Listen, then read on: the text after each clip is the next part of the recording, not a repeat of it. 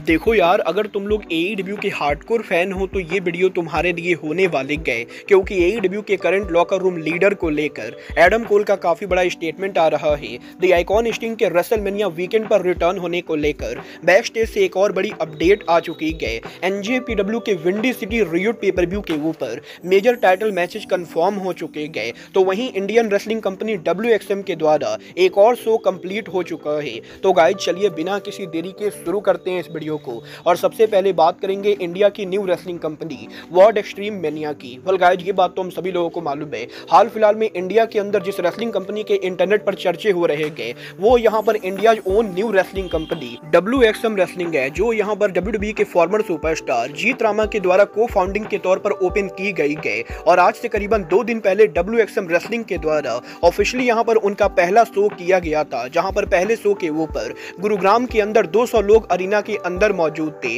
और पहले डे के टीवी टैपिंग के ऊपर इंटरनेशनल रेसलर जिंदर महल, डोनोवान डाइजेक खलिस्तो सहित और भी कुछ बड़े इंटरनेशनल और नेशनल रेसलर मौजूद थे। और यहीं पहले डे के टीवी टैपिंग के बाद WXM रेसलिंग ने उनका न्यू वर्ल्ड टाइटल भी रिवील कर दिया है। बट यहीं डे 1 गुरुग्राम में टीवी टैपिंग के बाद अब सेम अरीना सेम स्टूडियो के अंदर WXM रेसलिंग ने उनका डे 2 का टीवी टैपिंग किया है। और कल यहाँ पर WXM रेसलिंग के द्वारा एक बार फिर से यहाँ पर उनकी कंपनीज को लेकर टीवी टैपिंग की गई, और 2 दिनों के टीवी टैपिंग के ऊपर WXM रेसलिंग ने करीबन 25 से 30 मैचेज रिकॉर्ड किए हैं। और इसका मतलब ये है कि आने वाले 1 महीनों के लिए WXM रेसलिंग जब भी उनके शो को टेलीवाइज करेगी तो उनके पास 1 महीने का पूरा कंटेंट होने वाला है। वल देखना दिलचस्प होने वाला है कि WXM रेसलिंग के इतने मैचेज को टेप करने के बाद एग्जैक्टली ये शो यहाँ पर कब और कैसे ब्रॉडकास्ट होते गए, और क्या यहाँ पर WXM रेसलिंग उनके YouTube चैनल के द्वारा यहाँ पर इन मैचेज को टेलीवाइज करती गए, या यहाँ पर इंडिया के अंदर इस कंपनी को कोई टीवी डील मिलता है। वेल फिलहाल यहाँ पर मुझे इसके बहुत ही कम चांसेस लगते गए कि इंडिया के अंदर कोई लेजिट टेलीविजन नेटवर्क एक न्यू इंडी रेसलिंग कंपनी को टीवी डील देगी। बट गाइस देखना दिलचस्प होने वाला है कि WXM रेसलिंग के 2 दिन के टीवी टैपिंग के बाद क्या इस हफ्ते के अंदर WXM रेसलिंग और टीवी टैपिंग करती है या नहीं। बट गाइस चलिए फिलहाल आगे बढ़ते और बात करते हैं द आइकॉन स्टिंग की। वेल गाइस, ये बात तो मैं आपको पहले ही बता चुका हूँ कि WWE इस साल उनके हॉल ऑफ फेम के अंदर स्टिंग के क्लोज फ्रेंड और फेलो रेसलर लेक्स लूगर को हॉल ऑफ फेमर बना रही गए। और जब से यहाँ पर लेक्स लूगर के हॉल ऑफ फेम बनने की अनाउंसमेंट हुई गए, तब से इस चीज को लेकर रूमर चल रही गए कि the icon Sting hall of fame के ऊपर पॉसिबली यहाँ पर उनके former tag team partner Lex Luger को हॉल ऑफ फेम में इंडक्ट करेंगे। और रिसेंटली यहाँ पर एरिक बिस्कॉफ का भी यही कहना था कि WWE के द्वारा यहाँ पर स्टिंग को अप्रोच किया गया है, और possibly sting hall of fame के ऊपर WWE के शो के ऊपर अपीयर हो सकते गए। बट क्योंकि स्टिंग करंटली AEW कंपनी के कॉन्ट्रैक्ट के अंदर है, तो इसीलिए स्टिंग हॉल ऑफ फेम पर जाएंगे या नहीं ये पूरी तरह से टोनी खान और AEW के मैनेजमेंट पर डिपेंड करता है।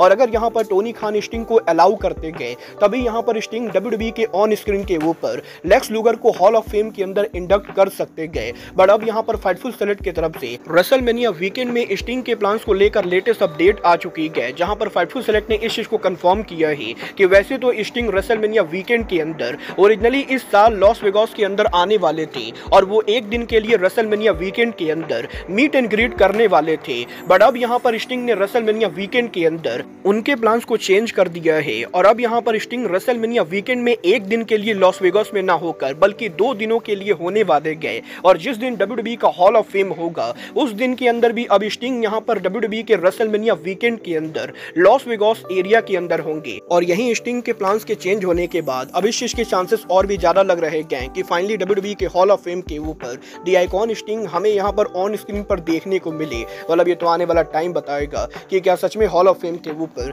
स्टिंग यहाँ पर लेक्स लूगर को हॉल ऑफ फेम बनाते हैं या नहीं। बट गाइज चलिए फिलहाल आगे बढ़ते और बात करते हैं AEW सुपरस्टार स्टॉकली हाथवे की। वेल गाइज ये बात तो हम सभी लोगों को मालूम है, AEW के अंदर स्टॉकली हाथवे काफी लंबे टाइम से हमें देखने को नहीं मिले गए, और AEW के अंदर क्रिस स्टैटलैंडर के साथ स्टोरी लाइन में काम करने के बाद से ही स्टॉकली हाथवे AEW के टेलीविजन से ऑफ चल रहे गए। और अब यहाँ पर स्टॉकली हाथवे के करंट सिचुएशन को लेकर फाइटफुल की तरफ से लेटेस्ट अपडेट आ चुकी है, जहाँ पर फाइटफुल सेलेक्ट ने इस चीज को कंफर्म किया है कि स्टॉकली हाथवे AEW के एक और ऐसे रेसलर है जिसके लिए कंपनी में कोई भी प्लान ना होने की वजह से वो करंटली ऑन स्क्रीन पर अपीयर नहीं हो रहे गए। और ना तो स्टॉकली हाथवे को कोई भी पर्सनल प्रॉब्लम है, ना ही यहाँ पर उनके कॉन्ट्रैक्ट को लेकर कोई प्रॉब्लम है। बट फिर भी यहाँ पर क्योंकि कंपनी के अंदर करंटली स्टॉकली हाथवे के लिए कोई भी स्टोरी लाइन नहीं गए, तो इसीलिए वो AEW के टेलीविजन पर काम नहीं कर रहे गए। वेल देखना दिलचस्प होने वाला है कि टोनी खान स्टॉकली हाथवे को ऑन स्क्रीन पर वापस कब तक लाते गए। बट गाइज चलिए फिलहाल आगे बढ़ते और बात करते हैं एईडब्ल्यू के लॉकर रूम लीडर की। गाइज यहाँ पर ये बात तो हम सभी लोगों को मालूम है, जब से यहाँ पर एईडब्ल्यू कंपनी खोली गई तब से ही एईडब्ल्यू के बैक स्टेज को लेकर इंटरनेट पर काफी सारी नेगेटिव बातें होती रहती गई और एईडब्ल्यू के अंदर ओरिजिनली यहाँ पर कंपनी को लॉकर रूम में लीड कौन सा रेसलर करता है, इसको लेकर भी अलग अलग रेसलर्स के अलग अलग ओपिनियन आते रहते गए। जहां पर काफी सारे लोगों का ये मानना है कि इनिशियली यहां पर जब कोडी रोड्स एईडब्ल्यू के अंदर थे तो वो एईडब्ल्यू के लॉकर रूम को लीड करते थे, बट उसके बाद यहां पर ब्रायन डेनिसन और सीएम पंक जैसे रेसलर एईडब्ल्यू के लॉकर रूम के लीडर बने और इन सभी के कंपनी से जाने के बाद समोआ जो, डेक्स शरवुड और एडी किंगस्टन जैसे रेसलर कुछ टाइम के लिए एईडब्ल्यू के लॉकर रूम को लीड कर रहे थे। और अब यहां पर इस हफ्ते एईडब्ल्यू सुपरस्टार एडम कोल के द्वारा एईडब्ल्यू के लॉकर रूम के करंट लीडर को लेकर बात की गई, जहां पर एडम कोल का ये कहना है कि वैसे तो एडम कोल को स्पेसिफिकली नहीं मालूम है कि कंपनी के अंदर सच में बैक स्टेज पर कोई लॉकर रूम लीडर है या नहीं, क्योंकि उन्होंने कभी भी यहां पर कोई ऐसी चीज नहीं देखी गई। बट वो यहां पर जितना बैक स्टेज एरिया पर घूमते गए उन्हें पर्सनली ऐसा महसूस होता है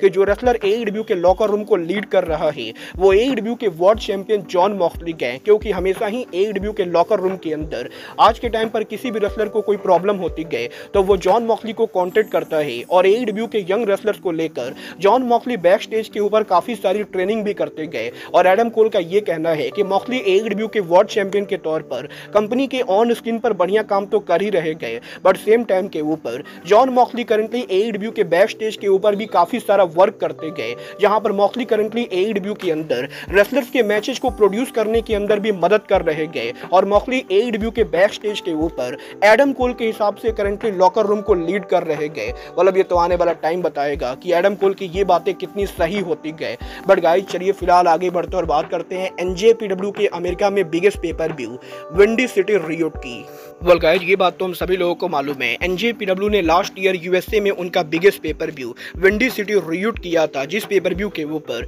करीबन यहाँ पर 6000 लोग windy City riot pay per view पर मौजूद थे। और अब यहाँ पर एक बार फिर से इस साल भी एनजेपीडब्ल्यू कंपनी 5 अप्रैल के ऊपर Windy City riot pay per view same arena Chicago Wintrust arena में करने वाले गए। और अब यहाँ पर इस साल विंटरस्ट अरीना के अंदर शिकागो में windy City riot pay per view के लिए एनजेपीडब्ल्यू ने कुछ मेजर मैचेज अनाउंस कर दिए हैं, जहां पर एनजेपीडब्ल्यू ने इस चीज को कंफर्म कर दिया है कि एनजेपीडब्ल्यू के New Japan Cup winner David Finlay इस साल विंडी सिटी रियोट के ऊपर former IWGP world champion Jack Sabre junior को फेस करेंगे। तो वहीं एनजेपीडब्ल्यू के स्ट्रॉन्ग टैग टीम चैंपियंस उनका टाइटल हमें यहाँ पर कुसीडा और केविन नाइट के खिलाफ डिफेंड करते हुए दिखाई देंगे। एनजेपीडब्ल्यू के आईडब्ल्यूजीपी टैग टीम चैंपियन टेट्सुआ नाइटो और टिटान सो पर एक्शन में होंगे, जो यहाँ पर ईएलपी और रॉकी रोमेरो को फेस करेंगे। तो वहीं एनजेपीडब्ल्यू के strong open weight champion Gibb kid उनका टाइटल आयरन मैन मैच के अंदर हमें यहाँ पर तोमोहिरो इसी के खिलाफ डिफेंड करते हुए दिखाई देंगे।